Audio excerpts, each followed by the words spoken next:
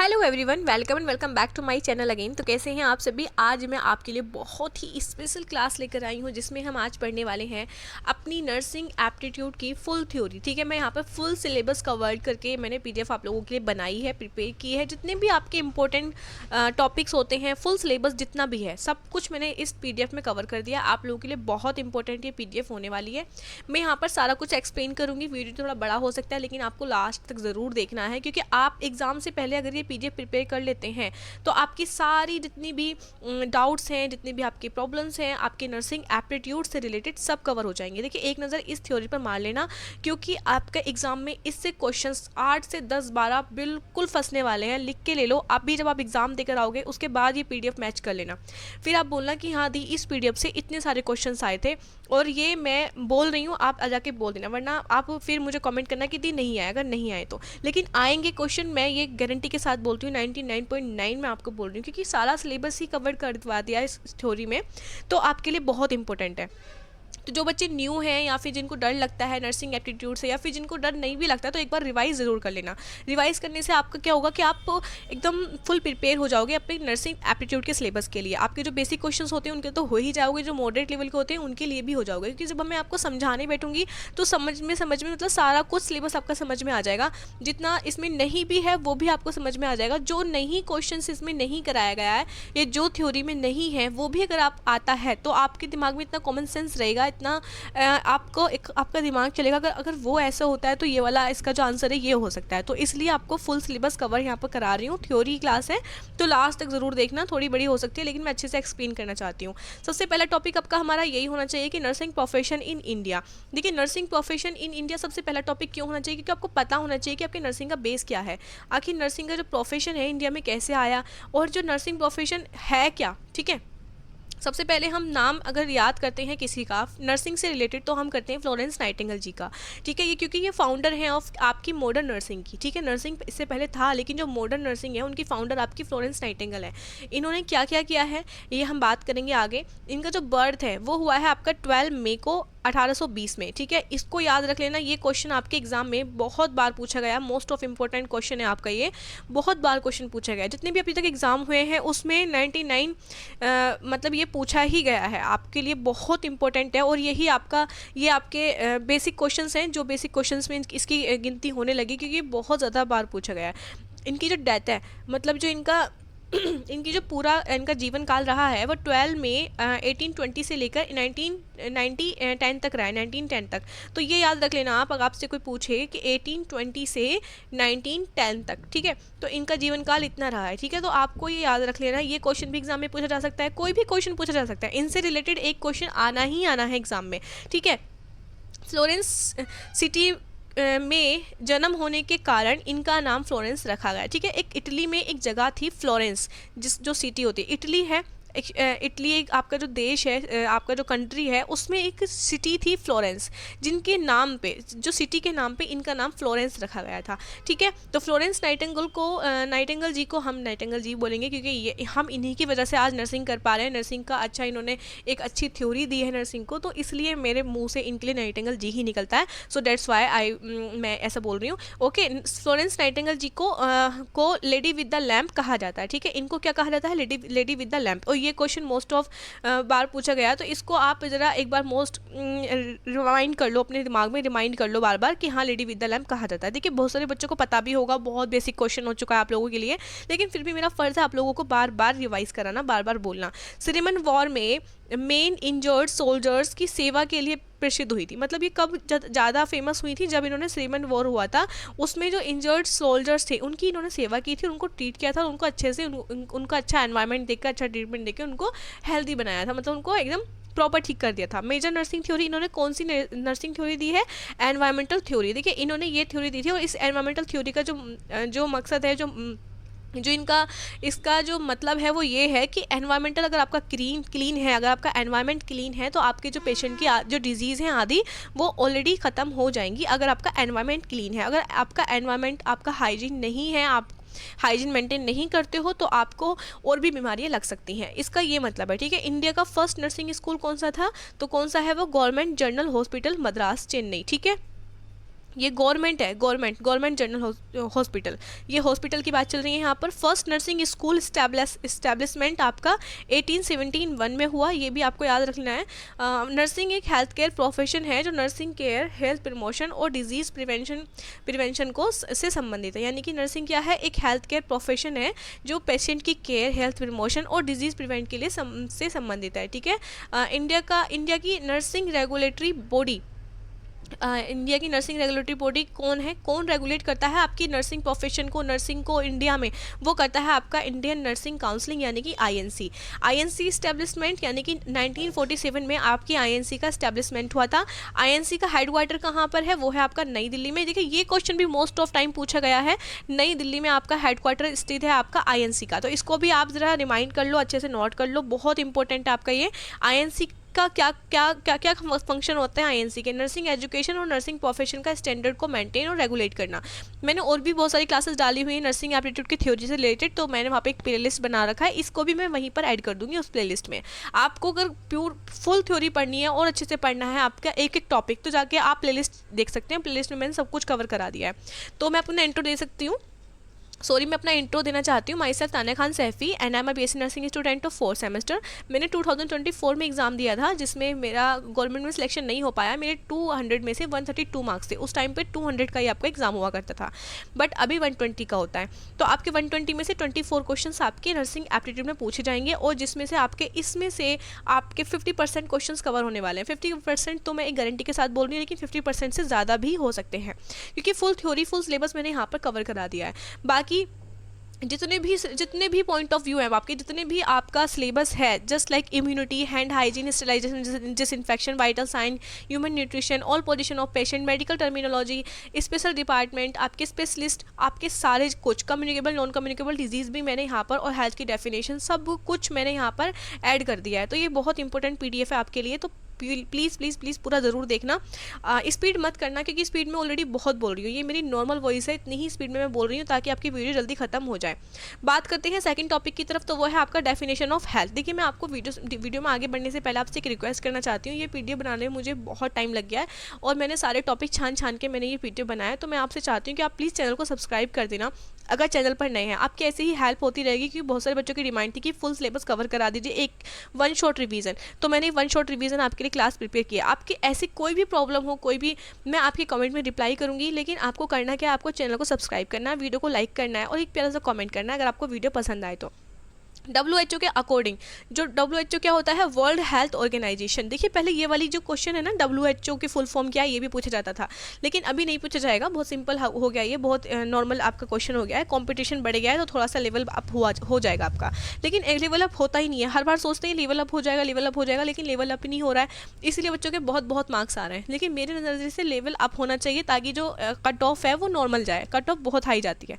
तो WHO के according, WHO कब इस्टेब्लिश हुआ था आपका 1948 में, ये याद रख लेना, ये इंपॉर्टेंट है, ठीक है। Health is a state of complete physical, mental and social well being and not merely the absence of disease और इन्फर्मिटी। देखिए ये डेफिनेशन है आपकी WHO की। तो WHO के अकॉर्डिंग WHO की नहीं, हेल्थ की ये डेफिनेशन है और ये WHO के अकॉर्डिंग है। ये बहुत इंपॉर्टेंट है, ये आपके एग्ज़ाम्स में भी पूछी जाती है, जो भी आपके कॉम्पिटिटिव एग्ज़ाम होते हैं आफ्टर BSc नर्सिंग, उसमें इस डेफिनेशन का बहुत अच्छा रोल रहता है। तो ये आप याद कर लो, बहुत इंपॉर्टेंट है आपके लिए। अब ये एग्जाम में भी पूछी जा सकती है, ठीक है। आपका इसका क्या मतलब है हिंदी में, वो आप निकाल लेना। मतलब इसका मतलब ये कि मैं आपको इजी लैंग्वेज में समझाती हूँ, बाकी आप पढ़ लेना कि कोई भी जो हेल्थ होता है ना, वो आपकी फिजिकल, मेंटल और सोशल वेल बीइंग, मतलब अगर वो पूरी तरीके से इन सब चीज़ों से प्रिपेयर है तो भी वो हेल्दी नहीं है। मतलब हाँ, वो हेल्दी है जब हेल्दी है, अगर उससे कोई डिजीज़ नहीं है तो वो हेल्दी नहीं माना जाएगा। अगर आप सोच रहे हैं कि डिजीज़ कोई बीमारी नहीं है तो वो हेल्दी है, नहीं, वो डिजीज वो हेल्दी जब माना जाएगा तब आप ये देखेंगे कि वो फिजिकली, मेंटली और सोशली, वो तीनों तरीके से बिल्कुल वेलबींग है, यानी कि हेल्दी है, तब वो हेल्दी है। वरना डिजीज़ फ्री रहना वो हेल्दी नहीं है, ठीक है। ओके, नर्स की बात करते हैं। अब नर्स हैं, आप नर्स बनने जा रहे हैं तो नर्स के बारे में थोड़ी सी तो बात करनी लाजमी है। नर्स के बारे में थोड़ा सा बात करेंगे, डिस्कस करेंगे, फुल फॉर्म, डेफिनेशन और आपके नर्स के क्या क्या रोल रहते हैं। बहुत ही कम समय में आपकी ये खत्म करवाऊंगी। जो नर्स होती है वो क्या होती है, हेल्थ केयर प्रोफेशनल होती है जो रोगियों की यानी कि पेशेंट की केयर करती है। नर्स की फुल फॉर्म क्या है, यहाँ पर एन से नोबल, यू से अंडरस्टैंडिंग, आर से रेस्पॉन्सिबल, सिंपैथेटिक और एफिशिएंट। ये नर्स की फुल फॉर्म, इस पर डबल मार्क कर लो, जितने स्टार दे सकते हो उतने स्टार लगा दो आप इस पर। बहुत इंपॉर्टेंट है, बहुत ही मोस्ट ऑफ इंपॉर्टेंट है आपके लिए, ठीक है। जो इंपॉर्टेंट बोल रही हूँ वो इंपॉर्टेंट है। नर्स के रोल क्या क्या होते हैं नर्स क्या होती है, केयर गिवर होती है, ठीक है, वो आपको केयर देती है। कम्युनिकेटर यानी कि वो पेशेंट से कम्युनिकेट करती है, अच्छे से बातचीत करती है। आधी बीमारी तो नर्स कम्युनिकेट करके ही खत्म कर देती है, इसलिए कम्युनिकेटर भी होती है। एजुकेटर यानी कि वो पेशेंट को अच्छी एडवाइस देती है उसके हेल्थ के रिगार्डिंग, उसकी लाइफ के रिगार्डिंग कि हाँ आपको लड़ना नहीं है, आपको ये चीज़ें मेंटेन करनी है, आपको आगे ये करना है। मतलब एजुकेट भी करती है वो उसको, उसकी हेल्थ के रिलेटेड भी करती है। बाकी अगर वो सोसाइटी में वो कुछ ऐसा करता है, लड़ता है, तो उसको वो समझा भी सकती है। वो तो जब तक वो हॉस्पिटल में है आपका पेशेंट, वो उसको हर चीज़ के रिगार्डिंग भी समझाएगी, ठीक है। एडवोकेट यानी कि वो उसके मरीज के लिए वो लड़ती है, मरीज के लिए जो वो काउंसलिंग करती है, मरीज के हित में ही वो सारा अधिकार उसका मांगती है, ठीक है। काउंसलर होती है, मरीज को मानसिक और भावनात्मक सहयोग देना, काउंसलर, ठीक है। मैनेजर यानी कि वो नर्सिंग केयर और वार्ड मैनेजमेंट का कार्य करना। मैनेजर का मतलब क्या होता है, मैनेज का मतलब होता है सब कुछ मैनेज करना, तो एक मैनेजर भी उसका वर्क होता है। अब ऐसा ना हो कि आपके ऑप्शन में काउंसलर, मैनेजर, ये रिसर्चर आ जाए तो आप सोचोगे अरे तो होते ही नहीं, ऐसा नहीं है, ऑप्शन में आ सकते हैं। तो मैनेजर भी वो होती है क्योंकि वो सारे नर्सिंग केयर को, वार्ड को मैनेज करती है। रिसर्चर वो नर्सिंग रिसर्च और एविडेंस बेस्ड प्रैक्टिस में योगदान देना, यानी कि वो रिसर्चर भी होती है। जब भी कोई नई डिजीज़ आती है तो उसके ऊपर वो रिसर्च भी करते हैं। रेस्पॉन्सिबिलिटी क्या होती है, ये यहाँ पर रेस्पॉन्सिबिलिटी यानी ड्यूटीज़ ऑफ नर्स। तो आपका जो ड्यूटीज़ हैं वो ये होती हैं, वाइटल साइन चेक करना जितने भी होते हैं, डॉक्टर्स के ऑर्डर्स को सही तरीके से फॉलो करना, मेडिसिन इंजेक्शन को सही टाइम पर देना, इन्फेक्शन कंट्रोल और हैंड हाइजीन बनाए रखना, पेशेंट रिकॉर्ड एंड रिपोर्ट्स को मेंटेन रखना, इमरजेंसी सिचुएशन में तुरंत नर्सिंग केयर प्रदान करना, यानी कि नर्सिंग केयर प्रोवाइड करना। ये आपकी ड्यूटीज़ होती हैं। और वो जो ऊपर थे वो रोल थे, ठीक है। तो इसमें आप डिफ्रेंशिएट आप एक साथ देख सकते हैं, और ये पीडीएफ मैं आपको टेलीग्राम चैनल पर अपलोड कर दूंगी, वहाँ जाके चेक कर लेना। बाकी समझना ज़रूरी है, समझ लो पहले, ठीक है। ह्यूमन डिजीजेस कौन कौन सी होती हैं, आपकी दो टाइप की आपकी ह्यूमन डिजीजेस होती हैं, कम्युनिकेबल और नॉन कम्युनिकेबल। तो सबसे पहले बात करेंगे कम्युनिकेबल। देखिए कुछ बच्चे बोलेंगे ओ दीदी ने तो नोट्स वहाँ से लिए हैं, दीदी ने वो नोट्स वहाँ से लिए। नोट्स कहाँ से लिए डजेंट मैटर, आपको समझा रही हूँ, आपको पढ़ा रही हूँ, आपको समझ आ रहा है, आपके एग्जाम में पूछे जाएंगे, ये मैटर करता है। नोट्स मैंने बनाए हैं खुद, ठीक है, मैंने जैसे भी बनाए हैं, कैसे टाइप किए हैं, डजेंट मैटर, आप तक नोट्स पहुंचाए हैं, ये मैटर करता है। आपको समझ आ रहा है वो मैटर करता है, ठीक है। तो आप इन छोटी छोटी बातों पे ध्यान मत दीजिए, छोटी छोटी बातों पे ध्यान दोगे तो आप आगे नहीं बढ़ पाओगे। इसलिए आप अपनी पढ़ाई पे ध्यान दीजिए, अच्छे से प्रिपरेशन कीजिए, अपने एग्जाम पे फोकस कीजिए, और आई होप आपका एग्जाम बहुत अच्छा जाए। और मैं चाहती हूँ कि एग्जाम अच्छा जाने के बाद आप मुझे एक प्यारा सा कॉमेंट ज़रूर करो, क्योंकि जिस दिन एग्जाम है उस दिन ही मेरा बर्थडे भी है, तो वही मेरे लिए सबसे बड़ा गिफ्ट होगा, और ये गिफ्ट मुझे चाहिए आपसे, ठीक है। तो कम्युनिकेबल डिजीज़ की अगर हम बात करें तो ये डिजीज़ एक व्यक्ति से दूसरे व्यक्ति तक डायरेक्ट और इनडायरेक्ट, ये डायरेक्ट और कॉन्टेक्ट से फैल सकती हैं। जस्ट लाइक आपका कोई भी वायरस है, बैक्टीरिया है, जैसे आपका कोरोना वायरस हुआ था, यहाँ पे कम्युनिकेबल डिजीज़ थी, ठीक है। इन्फेक्शन के थ्रू बैठती है, जैसे कि आपके एग्जाम्पल्स यहाँ पे दिए हुए हैं, ट्यूबरकुलोसिस है, मलेरिया है, डेंगू है, मेजल्स है, कोविड-19 है, या चिकन पॉक्स है। ये सारी किससे होती हैं, आपके वायरस से, बैक्टीरिया से, ठीक है। तो ये सारी क्या हुई, कम्युनिकेबल, यानी कि एक दूसरे के संपर्क में आने से फैलती हैं। बात करते हैं नॉन कम्युनिकेबल डिजीज़ की। नॉन कम्युनिकेबल डिजीज़ कैसी होती हैं, जो एक दूसरे के संपर्क में आने से नहीं फैलती हैं, किसी के कॉन्टेक्ट में आने से नहीं फैलती हैं। ये होती ही हैं, जेनेटिक भी हो सकती हैं आपकी, ठीक है, और लाइफस्टाइल और एनवायरमेंटल चेंज होता है तो उस वजह से भी हो सकती हैं। जस्ट लाइक आपका डायबिटीज़ मेलाइटस यानी कि शुगर प्रॉब्लम जो होती है, वो आपकी किसी के भी कांटेक्ट में आने से नहीं फैलती। हाइपरटेंशन है, किसी का हाई बीपी हो गया, तो ऐसा नहीं कि हमारे घर में किसी का हाई बीपी रहता है तो हमारा भी रहने लगे, बिल्कुल भी नहीं है, जेनेटिकली होता है, लाइफस्टाइल की वजह से होता है, यानी कि आप कैसा आप डाइट ले रहे हो, कैसा एनवायरनमेंट है आपका, तो उस पर डिपेंड करता है। कैंसर है, ये भी आपका लाइफस्टाइल पर डिपेंड करता है, जेनेटिकली आपके डिपेंड करता है। अस्थमा है, हार्ट डिजीज़ है, स्ट्रोक है, ये सारी आपकी कैसी डिजीज़ है, नॉन कम्युनिकेबल डिजीज़ है, ठीक है। ये किसी बैक्टीरिया वायरस से नहीं फैलती हैं। तो ये आ सकता है आपके एग्जाम में, और पूछा भी गया है कई बार, ठीक है। तो कम्युनिकेबल और नॉन कम्युनिकेबल में आपका एग्जाम्पल पूछा जा सकता है, आपको 3 ऑप्शन दिए जाएंगे और एक ऑप्शन डिफरेंट दिया जाएगा। आपसे पूछा जाएगा कि इनमें से कौन सी नॉन कम्युनिकेबल नहीं है, तो उसमें आपको फिर डिफाइन करना है, आपको सोचना है कि ये तो फैलती है, ये तो नहीं फैलती। तो इसलिए पीडीएफ को एक बार ध्यान से ज़रूर पढ़ लेना। बात बात करते हैं हैंड हाइजीन। हैंड हाइजीन क्या होता है? हैंड हाइजीन का मतलब होता है कि आपके हाथों को क्लीन करना और इन्फेक्शन को रोकना, ठीक है। और जो इन्फेक्शन को कंट्रोल करने के लिए आपको हैंड हाइजीन मेंटेन करना पड़ता है।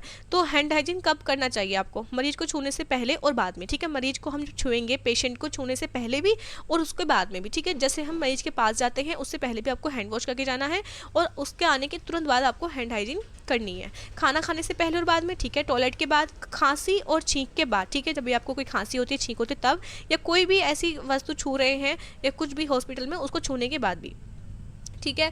WHO के अनुसार जो आपकी 7 स्टेप्स आपके हैंड हाइजीन में होते हैं। अगर आपसे पूछ लिया जाए कि हैंड हाइजीन में कितने स्टेप्स होते हैं, तो आपके 7 स्टेप्स होते हैं। मोस्ट ऑफ इंपॉर्टेंट क्वेश्चन है आपका 7 स्टेप्स, ठीक है। ये तो हमसे भी पूछा जाता है, हम नर्सिंग कर रहे हैं लेकिन हमसे भी पूछा जाता है ये, कोई कभी कभी आके एग्जामिनर हमसे ही पूछ लेते हैं। तो हैंड हाइजीन इन्फेक्शन प्रिवेंशन को रोकने के लिए रहता है। WHO के अनुसार इसके मूवमेंट्स कितने हैं? 5, जो मैंने ऊपर आपको पढ़ा है कि कब कब धोने हैं।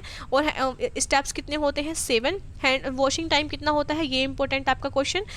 हैंड वॉश टाइम कितना होता है आपका? 40 से 60 सेकंड। और अल्कोहल हैंड रब टाइम कितना होता है? 20 से 30 सेकंड, ठीक है। जो हैंड वॉश का टाइम है इतना है, और जो अल्कोहल से और रब टाइम करते हैं वो आपका 20 से 30 सेकंड्स है, ठीक है।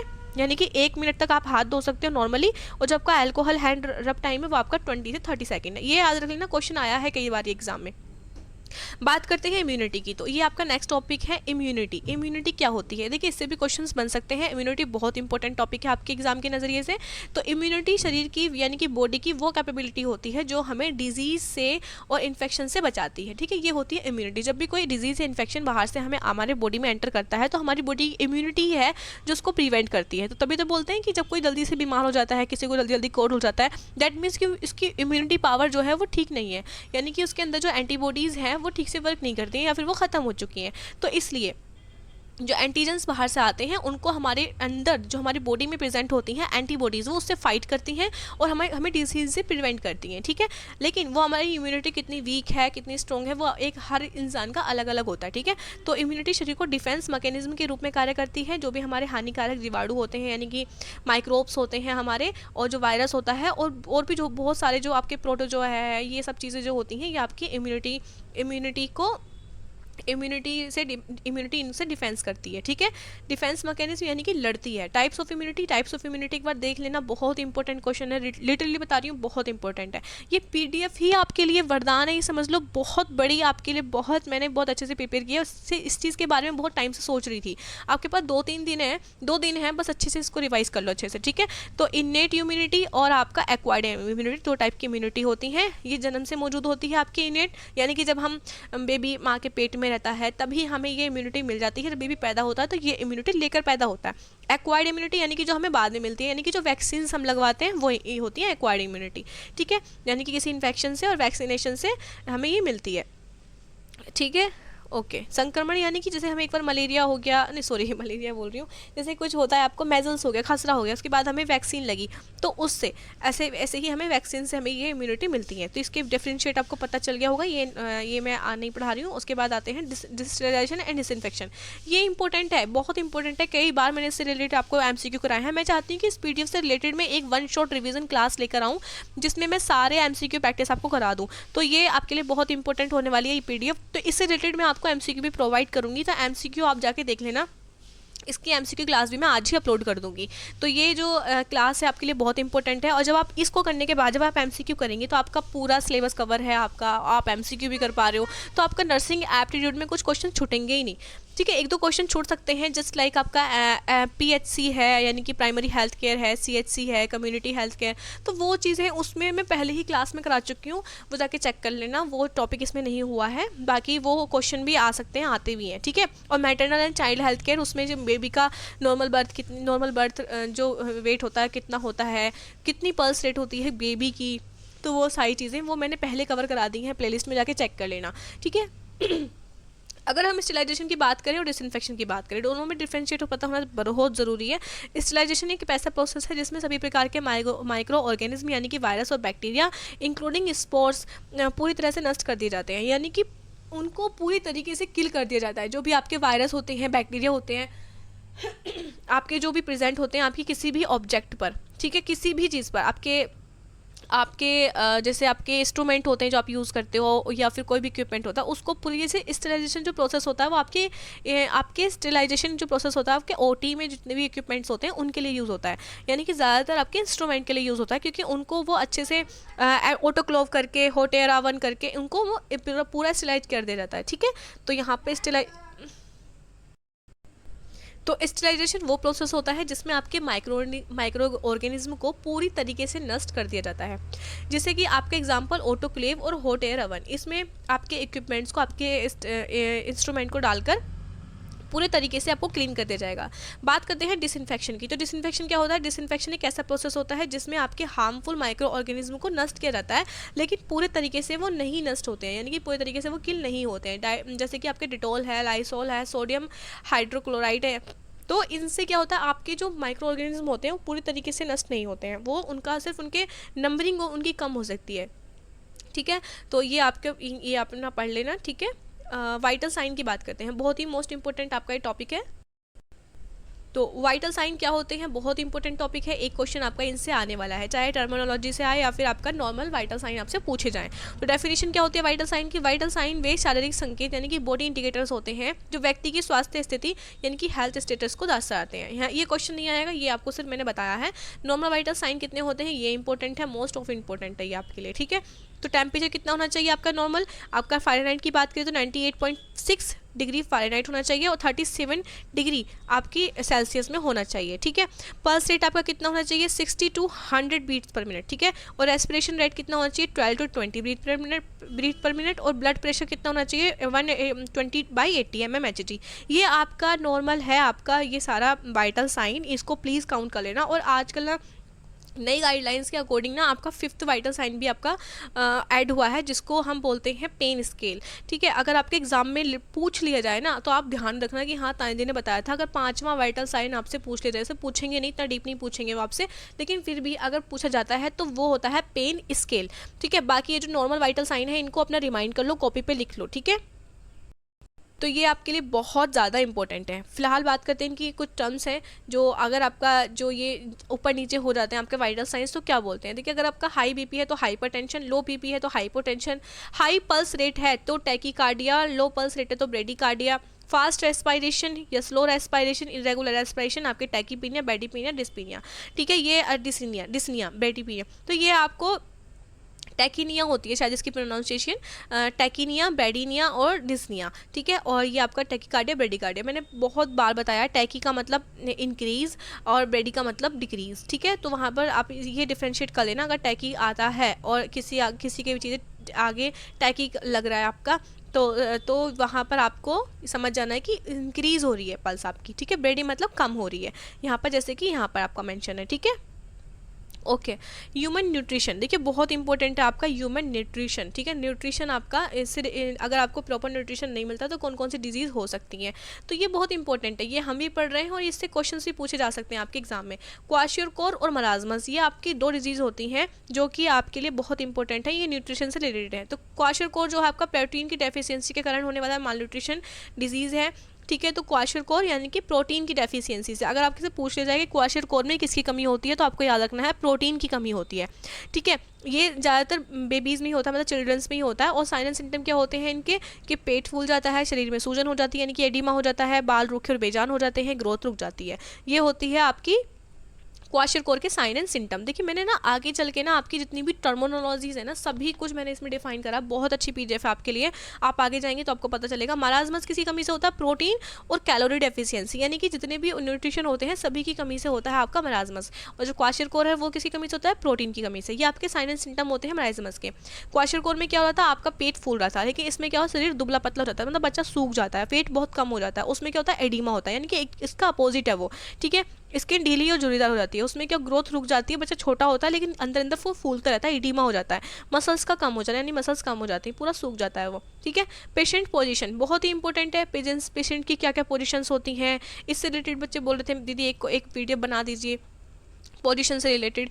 तो जो supine position, prone, lateral, Sims, Fowler, semi Fowler, high Fowler, Trendelenburg, reverse Trendelenburg और लिथोटमी या फिर knee chest position, dorsal recumbent position, ये सारी पोजीशन है आपके लिए। इसे पढ़ लो, अच्छे से पढ़ लो कौन सी पोजीशन कैसे, स्क्रीनशॉट ले लो और जाके पीडीएफ में टेलीग्राम चैनल पर डाल दूंगी। सुपाइन पोजीशन सबसे मोस्ट ऑफ ऐसी पोजीशन होती है जो ज़्यादातर पेशेंट को दी जाती है और जिसमें सीधा लिटाया जाता है पेट के बल, यानी कि उसकी जो फेस रहता है वो ऊपर की तरफ रहता है जैसे छत की तरफ, ठीक है, और सीधे पैर रहते हैं।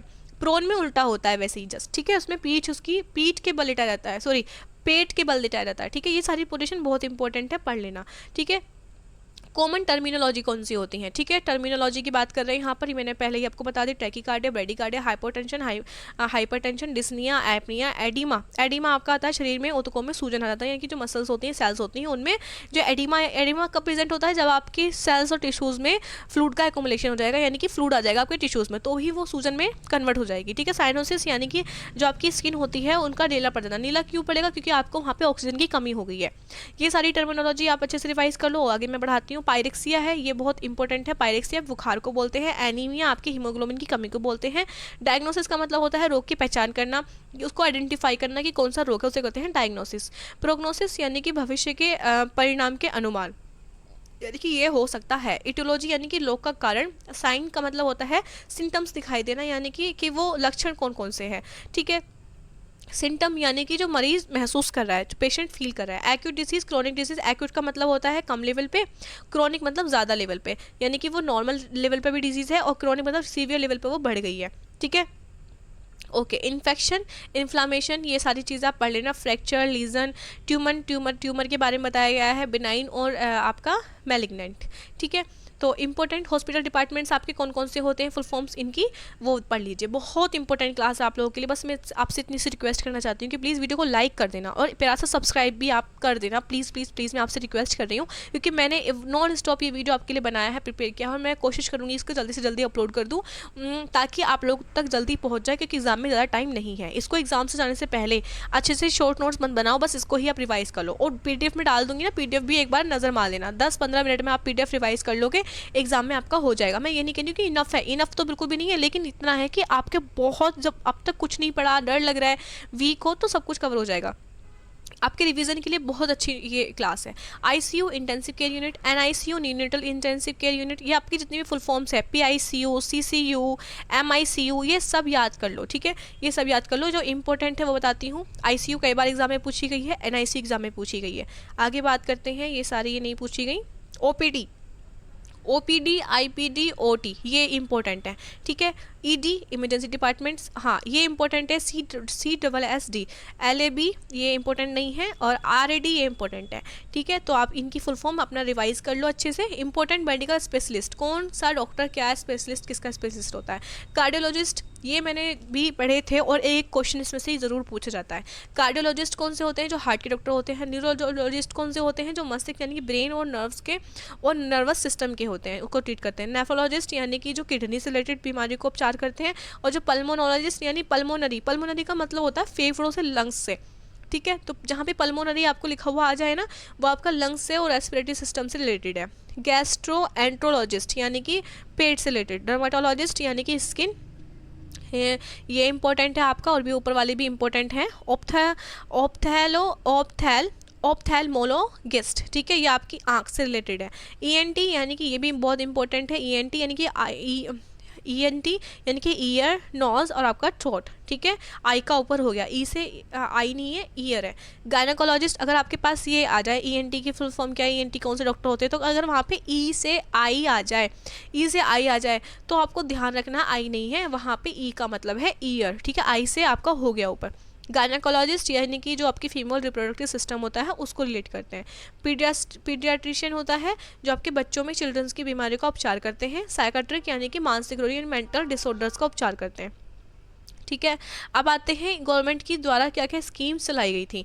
तो स्कीम देखिए, आधा घंटे के अंदर फुल सिलेबस कवर कराना बहुत बड़ी बात है। मैं खुद को थोड़ा सा पीठ थपथपा देती हूँ, क्योंकि आप लोग तो कमेंट कर ही दोगे, लेकिन उससे पहले तो मुझे खुद को ही लग रहा है कि हाँ ठीक है, मैंने ये कर लिया, क्योंकि मैं इस चीज़ के लिए बहुत ज़्यादा दिन से सोच रही थी लेकिन कर नहीं पाई थी। बट ये मैं थोड़ा सा लेट हूँ, लेकिन फिर भी आप कर लो रिवाइज, ठीक है। इंपॉर्टेंट गवर्नमेंट हॉस्पिटल्स की जो स्कीम्स होती हैं, हॉस्पिटल नहीं सॉरी, हेल्थ WHO के द्वारा जो स्कीम्स निकाली जाती हैं, गवर्नमेंट के द्वारा सॉरी, गवर्नमेंट जो स्कीम्स निकालती है इंडिया में, वो कौन कौन सी होती है। नेशनल हेल्थ मिशन NHM 2013 में आपकी रिलीज हुई थी। सभी लोगों को सस्ती और बेहतर हेल्थ सर्विस उपलब्ध कराना। NHM याद कर लो बिल्कुल। JSY यानी कि जननी सुरक्षा योजना 2005 में, जननी शिशु सुरक्षा योजना JSSK 2011 में। ये इनकी ये याद रखनी है, डेट याद रखनी है और फुल फॉर्म याद रखनी है। डेट एंड फुल फॉर्म बस, ठीक है। आयुष्मान भारत योजना PMJ, ठीक है। JY प्रधानमंत्री सुरक्षा मंत्री, ये मैंने पढ़े थे सब 2016 में, 2018 में। इनको ना ऐसे लिखो, इनकी फुल ये लिखो, NHM लिखा, एरो लगाया, फुल फॉर्म लिखी, उसके आगे ब्रैकेट में अपना जो भी है डेट मेंशन कर दी। ऐसे लिख लो आप, ठीक है। लिख लो, इनको मिस मत करना, सारी जितनी भी हैं इंपॉर्टेंट मैंने ऊपर बता दी हैं। ये है एक, ये इंपॉर्टेंट है।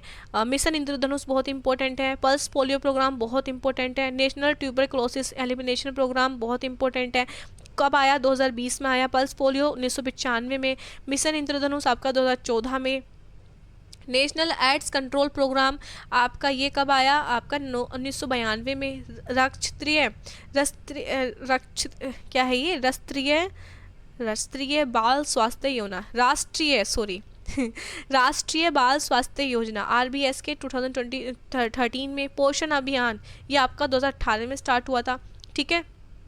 ये आपका 2018 में स्टार्ट हुआ था। देखिए PDF आपकी ख़त्म हो चुकी है, आधा घंटे के अंदर फुल सिलेबस कवर करा दिया है। ये शॉर्ट नोट्स हैं जो आपके लिए मैंने प्रिपेयर किए थे, तो ये मुझे लगा कि शायद आपको लोगों तक पहुंचाने चाहिए। मैं इसकी PDF आपके टेलीग्राम चैनल पर डाल दूंगी। टेलीग्राम चैनल का लिंक मेरे बायो के नीचे मिल जाएगा आपको। बायो में जैसे आपका चैनल होता है ना, चैनल पर क्लिक करेंगे, मेरा फोटो आएगा, ये बड़ी वाली फोटो आएगी मेरे कॉलेज की। फिर उसके नीचे मेरे चैनल का नाम होगा स्टडी रिलेटेड वीडियो। उसके नीचे आपको लिंक्स मिलेंगे, ये करके 3-4 लिंक्स मिलेंगे। वहाँ पर जाके आपका जो टेलीग्राम चैनल का लिंक होगा उस पर क्लिक कर देना। क्लिक करोगे तो वो आपका टेलीग्राम चैनल ज्वाइन हो जाएगा आपका, वहाँ पे जाके ज्वाइन कर लेना उसको, ठीक है। वहाँ पे आपको PDF अवेलेबल है, सारी जितनी भी मॉक टेस्ट हैं आपके, मैंने मॉडल्स पेपर प्रिपेयर कराए हैं 120 मार्क्स के, वो सभी आपको वहाँ पे मिल जाएंगी। जाके वहाँ पे चेक कर लेना। केमिस्ट्री के, फिजिक्स के, नर्सिंग एप्टीट्यूड के, इंग्लिश ग्रामर के सारे MCQ मैंने वहाँ पर प्रैक्टिस कराए हुए हैं। सबकी प्लेलिस्ट बनी हुई है, जाके MCQ रिवाइज कर लो, अच्छे से देख लो। MCQ प्रैक्टिस ही आपका एग्जाम में जो मार्क्स हैं वो उसी से ही गेन होंगे। तो यहाँ पर आपका जो फुल सिलेबस है मैंने कवर करा दिया है। और मेरा नाम याद रखना, प्यारा सा नाम है ये, यही है जो आपको MCQ प्रैक्टिस करा रही है। और ये आपके UPSC NET 2026 की मैं प्रिपरेशन करा रही हूँ। आगे मैं आपको सारे एग्जाम्स की प्रिपरेशन कराऊंगी। बाकी अगर आप नर्सिंग में एडमिशन लेते हैं तो नर्सिंग में एडमिशन लेने के बाद भी जब से भी आपको नीड होगी, आपके फर्स्ट सेमेस्टर सेकेंड सेमेस्टर से सिलेबस, आपके जितनी भी प्रॉब्लम्स होती हैं और भी सारी चीज़ें मैं यहाँ पर प्रोवाइड करती रहूँगी। ये वीडियो आपके लिए बहुत इंपॉर्टेंट था, इसलिए मैं चाहती हूँ वीडियो को लाइक करें, चैनल को सब्सक्राइब करें, और भी कोई प्रॉब्लम हो तो आप मुझे कमेंट कर सकते हैं। थैंक यू सो मच, मिलते हैं मेरी नेक्स्ट